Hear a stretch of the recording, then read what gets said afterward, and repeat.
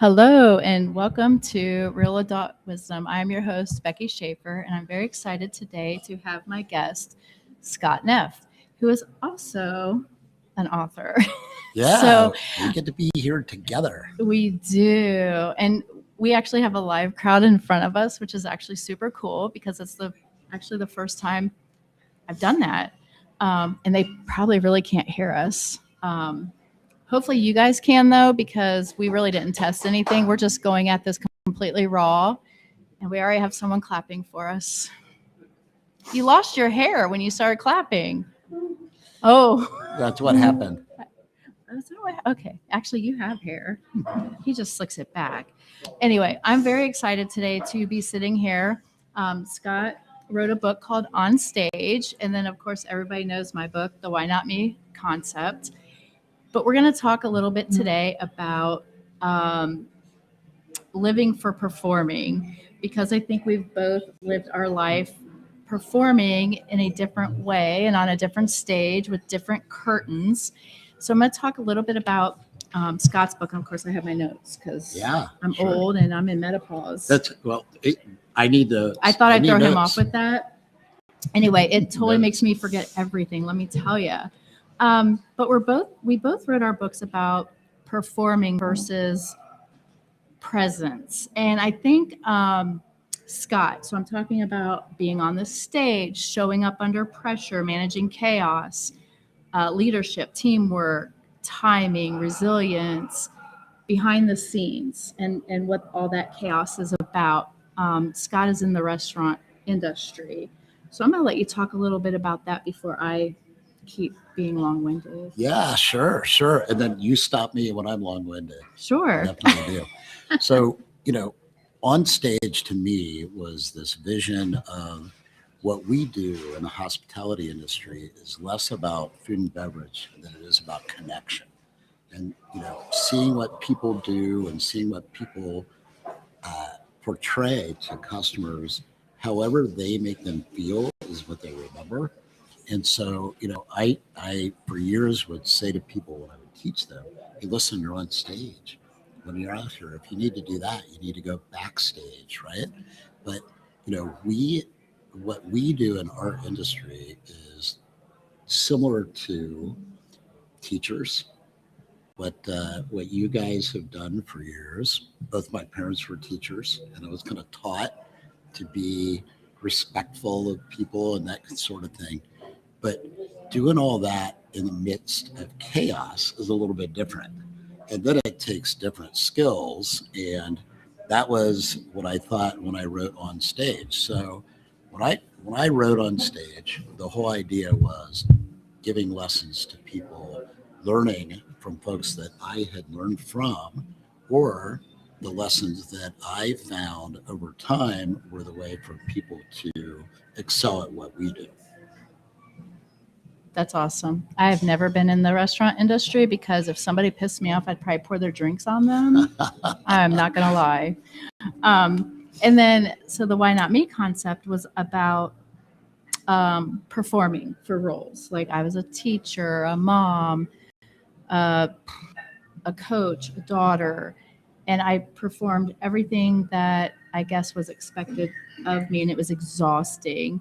I showed up exhausted, and at some point in time, I showed up disconnected. Um, but I lived on stage for others, and I think I got to the point where I'm like, why am I doing this? Like I start Right. instead of like, why me? I'm like, well, okay, why not me? I need to choose now to be authentic and to be myself. And I think that really hit me when I became an empty nester. And it's like, oh my God, I don't have these little humans to take care of anymore. I don't have to go buy 10 boxes of cereal anymore, which actually I'm excited because I have my cereal eater out here in the audience right now. Let me tell you, that boy ate like Perfect. a box a day. Perfect.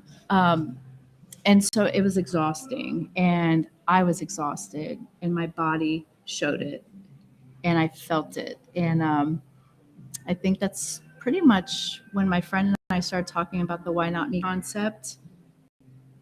We started talking about how a lot of people live in the why me instead of the why not me. And that's where this was born. But then two authors had already written a book called Why Not Me? And I'm like, well, I can't do that. And so I came up with the concepts, which has just been absolutely amazing, going from victimhood to empowerment. Um, and we all are on a stage in life. However, when that curtain goes down, like we talked about a minute ago, um, it's how you live that life behind that curtain on what really matters.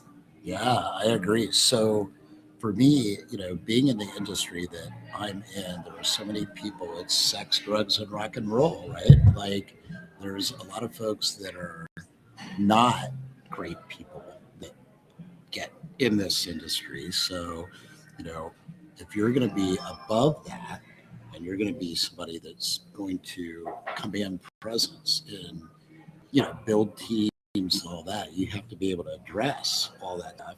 Sometimes you're addressing it on stage, sometimes you're addressing it backstage, but you have to address it and then move on. I used to always say to everybody, listen, you're going to have to adjust, adapt, and overcome. That's what you have to do. And then in 2020, I said it even more.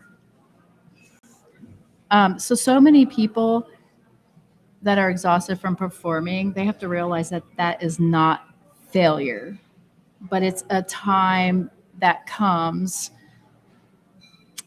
when none of it fits together anymore.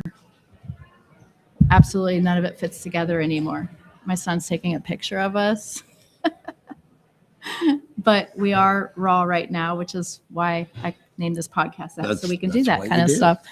And then again, when the curtain closes, but I think a lot of people think that if they perform, they can't fail. And how do you feel about this? Like, so I think performing is almost something that we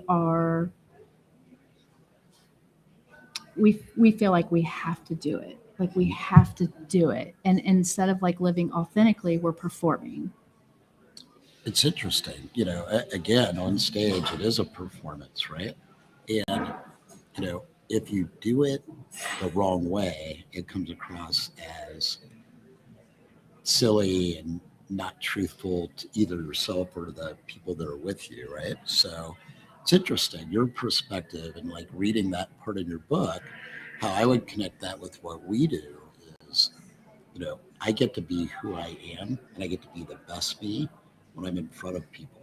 And when I'm, leading a team of folks to do a big event, whether it's 1,000 people at the event and I'm on stage making announcements to people, or whether I'm in front of a little group of people telling a story. Right. To me, that's fun. That's how we met. Right. Exactly. Telling stories. Actually, right over there at that table. Right. That's right. Which is exactly right. What a small world, right? Yeah. Wow. So I really, at this time last year, there was no book in my forecast at all. It was an encouragement of a friend, actually, because she saw my writing. And now I have not only met multiple authors, but I've been contacted by pretty big people, which has been really, really, wow. I'm not really sure how to even put a word to it. I'm grateful. Because when I wrote this book has been sitting inside me for years, just years of healing, years of work. And when I wrote this book, I'm like, you know what? If it helps one person, then I feel okay telling my story. However, the responses I have got have just been amazing. It might be more than one person, Becky. Yeah. It might be more than one. Goodness. Well, you did read some of it. I did. I did. Scott's like, I think you got up this morning at like 4 a.m. with your coffee. I think I did half of what I read this morning. Yes, that is fair. That would be normal me. Last minute. That's me. Getting it undone, on task. So when I first of all, I love your title, On Stage. Mm-hmm. Because the on stage and then the why not me, it kind of goes together. Yeah. Because if you think about performers and people out trying out for theater or different things, it's like, well, why not me have that role? Why not me be the lead? So I'm a little curious on where you came up with that title. Sure. I think part on stage, that part is just from saying that to people. listen, be careful, because people are watching you. They're seeing you. They're seeing you on your cell phone, Yes. and they actually are thirsty. So they don't want to see you on your cell phone. They do want to see you telling them a story or telling them something about where you work or why you work there, or who you like, or the music, or Mhm. whatever your reasons are for being. People do like that. So that was it. And then it was the lessons learned part. Because for me, I went from, I write my book from the point of a novice in the business, and the people that really, in my mind, were people that I looked up to in many ways. And then also other people that I learned lessons. What he's saying not is to he's do. height Right. challenged. Yeah. Well, there's that. I'm glad I wore my heels. Well, and especially with Becky, I'm height challenged. I said, "Hey, you're going to be taller than me in the podcast, Becky." Slouch down. That's right. Now I feel more comfortable. It's good. But you have nice hair. I do. It's still there. And you have a great beard. Not all my friends still have their hair. So. Yeah, so. He's been picked on twice tonight. Poor right. guy. So I'm going to talk a little bit about the why not me concept. I think this came from asking myself, like, why me too many times? Mhm. Like, just a lot of bad things were happening. Like, why me? I lost my best friend, and then my brother passed away of cancer, and then my parents passed away. I'm just like, what the hell? I can't handle this anymore. Why the pain? Why the loss? And I knew I needed to do a reinvention of my life. And, you have to sit and look, okay, I did lose these people, but what did they bring to my life? And what did they teach me in my life? And, one thing I definitely walked away with, especially with my mom, was unconditional love. I mean, unconditional love. If anyone could teach you unconditional love, by far, that was my mom. And as I'm writing this, my goal for my readers is to understand that we all have a story. Sure. And from the bottom of my heart, I hope that my story helps someone feel less alone. And I don't know if you gathered that a little bit from what you've read, because it is a battle to try and figure out who you are, your identity, trying to fit into society and the norms. And, being a businessman, you're also trying to fit in with business people and, what they do. And That's right. I kind of have gone off the beaten path a little bit as an author, because part of me is like, I don't want to be like any other author. I want to be different. What can I do that's different? But what can I also do that's authentic and real for me? And I think I'm doing that. And I'm definitely doing that with the book clubs and the virtual book clubs and some things that are a little different than I've experienced. Sure. But again, that is not performing for other people. It's everything you're doing behind that curtain. It's the 12-hour days. It's the still having your regular career job, and then building this to where you can kind of make that shift. Sure. For me, I think, I had always wanted to be an author. When I was a youngster, Yes. I was an avid reader. I loved to read. I loved history. I read this series that made me want to write, and I started writing when I was 9. And I started writing out stories, and I would tell people the stories. Nothing really came of that, and then I went on to work in restaurants and get an education, a degree in government. Part of my vision was I'll be a U.S. senator, I'll be a U.S. representative, I'll help people in many ways. And that whole time I was working in restaurants, learning lessons, Mm-hmm. So now, part of what I do is I lobby with the Restaurant Association. I speak to our congressman. Our congressman here is Mike Carey in Dublin. And, I know Mike and what he does, and the things that, I'm able to talk to him about are what people that I work with and work for want. And, it's interesting, I think you always see the far right and the far left as what gets publicized. Right. People in the middle that actually do work, and they do work every day. So for me, like I've been able to connect my vocation and my education through that. And then my love of writing got to be part of this. And I still like it. I love being able to tell stories. And now I get to tell stories to people I don't even know. So I kind of wrote as a survivor mechanism. So when I was little, I used to go sit at this creek and I would watch the water move and I'd look at the rocks. I think I shared this last week when I was on a podcast with my high school friend, Jen Hendershot, who also just wrote a book. And I literally wrote a story about this rock and I found it not long ago, the story I wrote years ago. And it's about how the water just continues to go over you. And then if the current's high, it flips you over and throws you around. And then people step on you and people sit on you. And you freeze in the winter and then you thaw in the summer. And then some days you have it raining on you. And I'm like, oh my gosh, this is so metaphorical to like our life. Yeah. Like I actually wrote about a rock. That was my first actual writing piece, which That's is so cool. crazy to look back at too. And then I started writing all these blogs. I mean, I just wrote blogs. But again, I just had a friend that like, you should write a book. Right. And well, you did the right thing. Here we are. You here did we the are. right thing, and here you are. And actually, I have book number 2 started. Well, tell me about book number 2. Oh goodness, I wish I knew more about it. So it's 16 chapters. I have it outlined. But before I get too deep into book 2, I just finished the healing guide that goes with actually book number 1, the Why Not Me concept. And I did not want to call it a workbook because I just did not want the word work associated with the Why Not Me concept. Oh, yeah. Because I feel like it's more of a healing guide and I feel like it's more of reframing. But book number 2 will kind of build off of all of this. And it kind of in a different way, though. All I'm going to say about book number 2. It's okay. That's it. It's okay. It is still coming, but chapter 1 is done.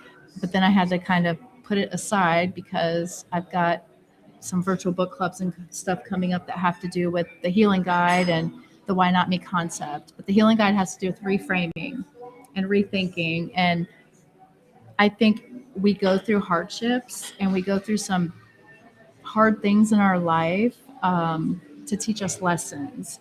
And if we didn't go through those hard things, we wouldn't be able to grow and prosper and improve and become better human beings.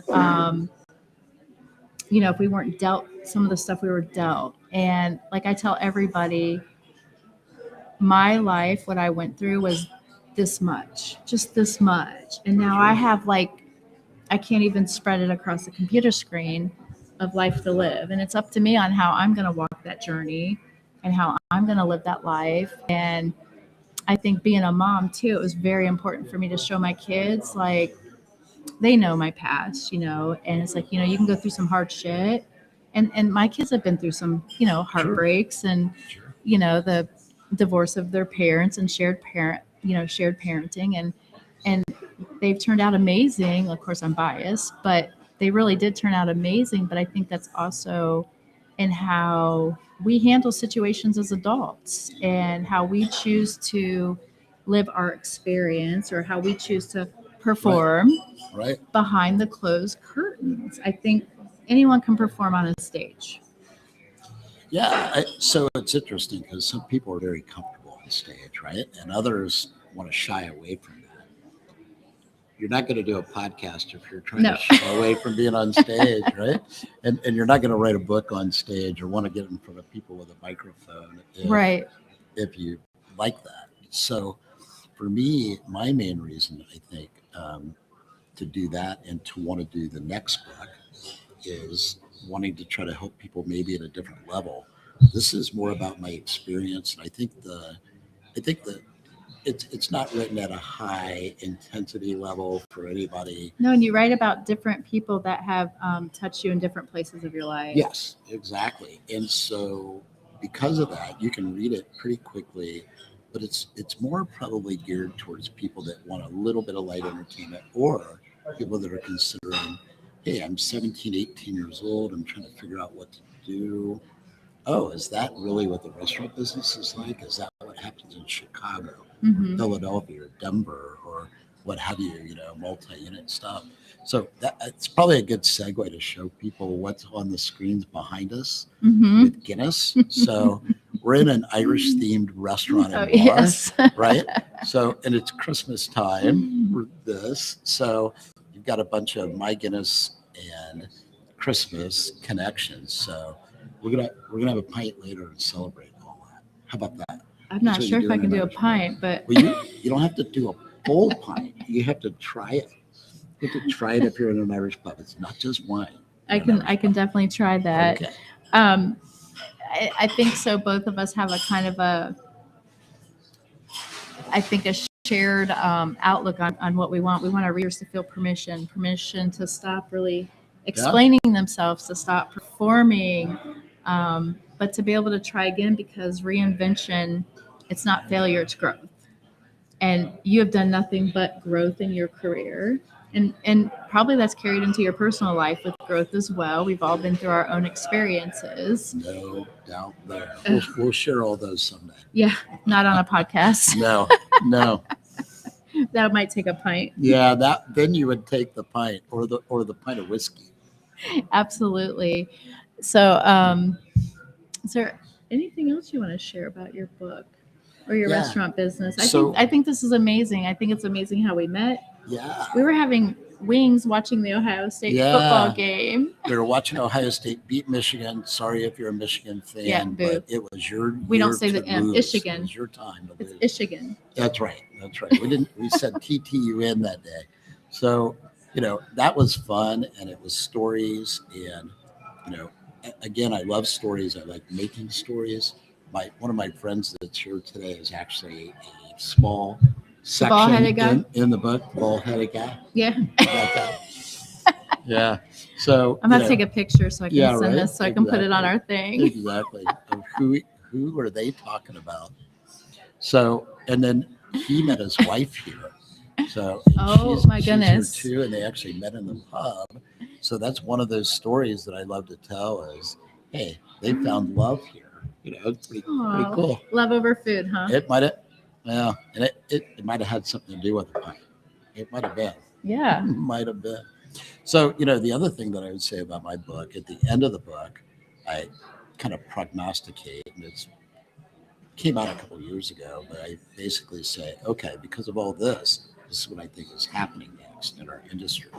And you're going to see a real compilation of people like going, we can't do this anymore. People either need real action, Mhm. good connection, good stories, or they just want food and beverage. They don't want anything in between. Right. That's why the World of Beers and the Red Lobsters of the world are not doing as well anymore. I think connection is a key word. Yeah. Because if you don't have connection, what do you have? Yeah, you don't have much. Yeah, Everything's I mean- expensive, right? You at least want to have an experience, a connection, somebody that you can say, wow, that was kind of cool. Yeah, I want to get exactly. more of that. Yes, exactly. Okay. I think I've this got is great. one more question for you. Do you have favorite Sure. authors? Oh. Anybody that you like to read that you would say this is who else you should read? Well, okay. If I'm going to be raw and honest, Yeah. okay, so I've been in this journey for a couple years now. So a lot of my stuff is probably boring to some people if they're not in a self-help mode, but when I left here in 23, I was, teaching in Columbus City schools. My last kid, which I only have two, so it makes it sound like I have a dozen, but my baby was getting ready to graduate, and I had gotten offered a job in North Carolina, in Asheville. And I'm like, I sat down with my kids and I said, you know what? I think I'm going to take this job. Like, I need to get out of here. I was very sick. And just things were just not, I don't know. I just knew I needed a change. Right. And so Brene Brown was my savior during that time. Okay. I was going through like a heartbreak, a 4-year off and on, not good relationship. And just trying to, I think, figure out how I deserve to be treated and so forth, but also trying to show my kids, like this is not okay. And it's just so much going on. I'm like, okay, if I don't do this now, I'm always going to be here. Not that Columbus is a great place. I come home and I'm just like, It's still home. Like I drove across that Ohio River last night and I was just like, oh, I'm home. And it is home. And I took a huge pay cut to move and to rediscover, reinvent myself, and to get healthy. And I did. I am very healthy mentally, physically. I'm in remission of lupus. And that's, I was very sick when I was here. Yeah. And I think Brene Brown, I listened to like everything she wrote. And then recently, and I don't want to knock Mel Robbins at all. Okay. Love her to death, but mine's probably more self-help right now. I just would really like to sit down and read some raunchy, gross romance book, though. Yeah. I'm not going to lie. Why not? Why not? There's a reason why they're on the bestseller list. But I loved the Let Them theory. However, I had a problem with it. So I feel like if you are in a good place and you've done your work, I think it's a great book to read. If you have not, I don't feel like there were tools given to people. And so that became my inspiration a little bit when I was writing my book. I'm like, it is very important for me to give people some reflection questions, some unapologetic affirmations. And then I'm like, I need to write a healing guide to go with this, because after they've read it, I don't want anyone to ever sit and say, now what? Yeah. Okay, great. You read it. Don't let it collect dust. Now let's do the work. And I think that's where that's very important to me, because I had that a little bit at the beginning of my book. I left a relationship. It just was not working.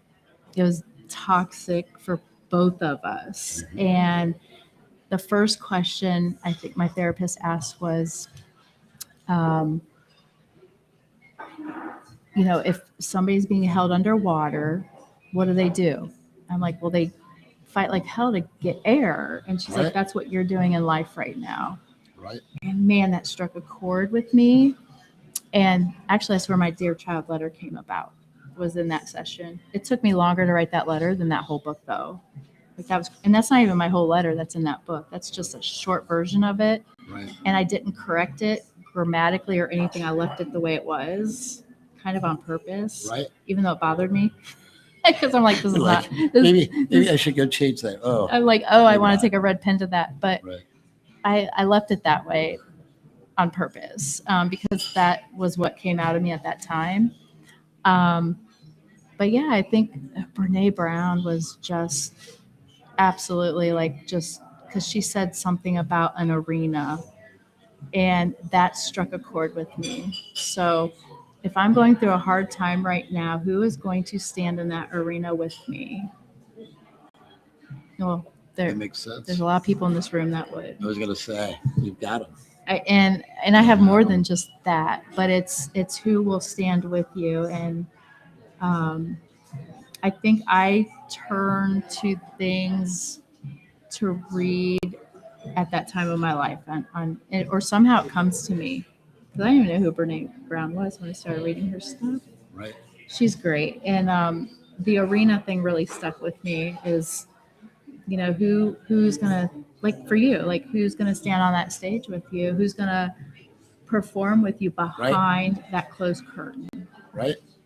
So in my case, I'm super lucky that I've got a really good group of folks that are my partners in the business. Mm-hmm. And a couple are Irish, which helps in the Irish theme.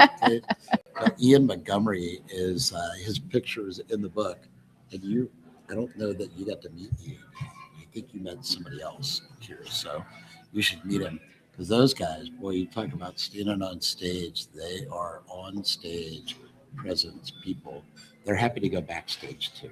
Right. They don't need to be on stage all the time. But it's interesting for you, the in the arena analogy and having people that have your back Yes. is super important. It is in our personal life, it's in Mm-hmm. our professional life, and it's also your vision of the future. Yes. As you get older, you're like, who's going to still be there for me Mm-hmm. years from now? And you learn that real quick. And, Yeah. you know, when I moved to Asheville, I moved there not knowing anybody.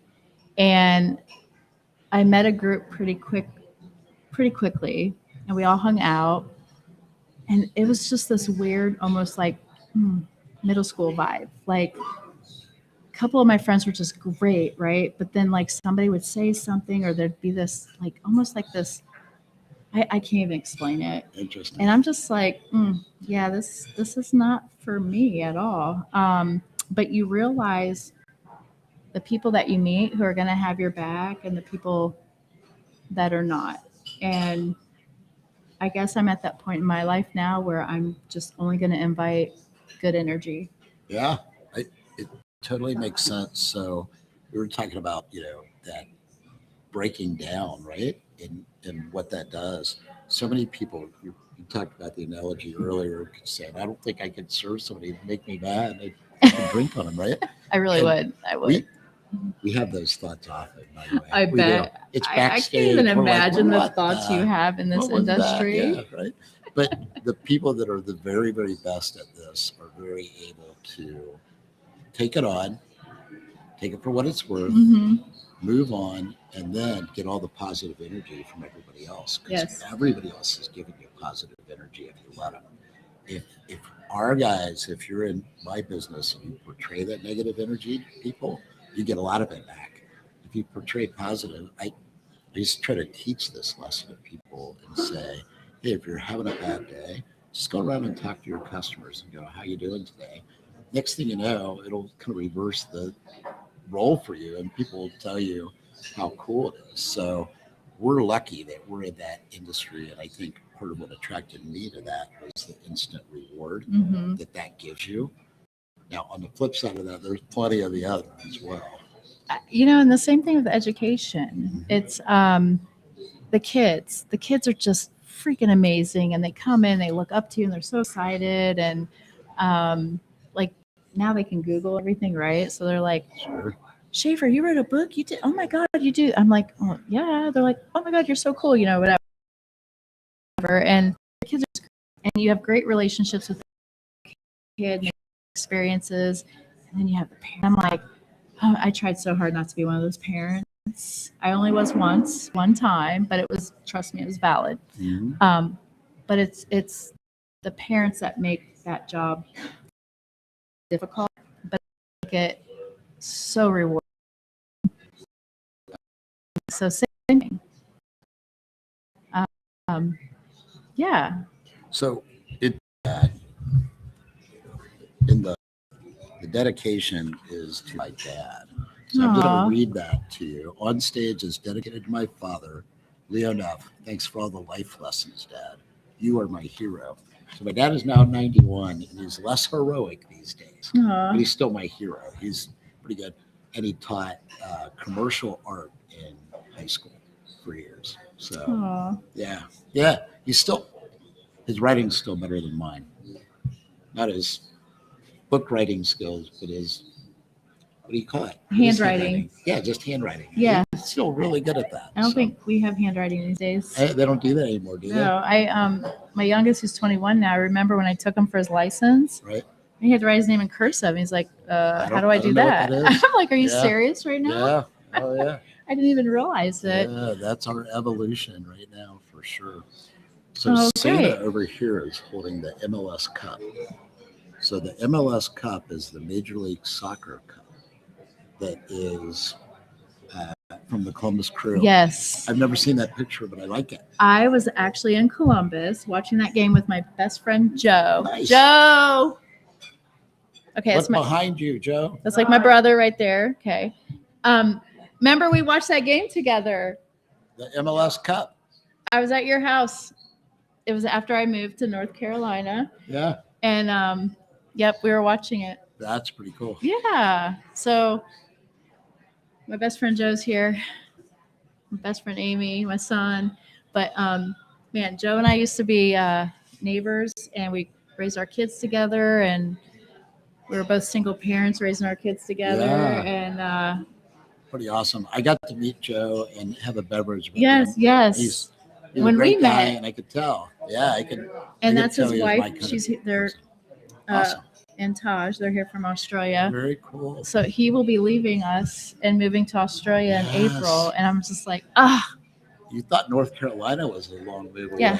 But they have a bedroom Australia. for me there. So you get to go. I do. That's awesome. Super excited. And my kids call him Uncle Joe. And, Makes sense. you know, I don't have a lot of blood family, but I'll tell you what, I don't think, you know, sometimes blood's not very thick. Yeah, no doubt. No doubt. I want to thank you so much for being on this podcast. Well, I'm glad that you were able to do it here. This in was exciting, Dublin yes. And at Fido, in this room, in the room where we met. Yes. We started telling our stories. Yes. Then you get to do a podcast right from here. So I'm We honored. do. And hopefully the sound and everything work. I have no idea. We'll find out. We will. We will find I want to out. thank everybody so much for Hold Your Book Up. Yes. For listening to Scott and I. We have our little books, and very excited to be able to bring them here together. Pretty much same purpose at the end of the day. And then I think we need to do one more thing. Absolutely, whatever you want. OHIO. Oh yes. Okay. OH! Go Irish.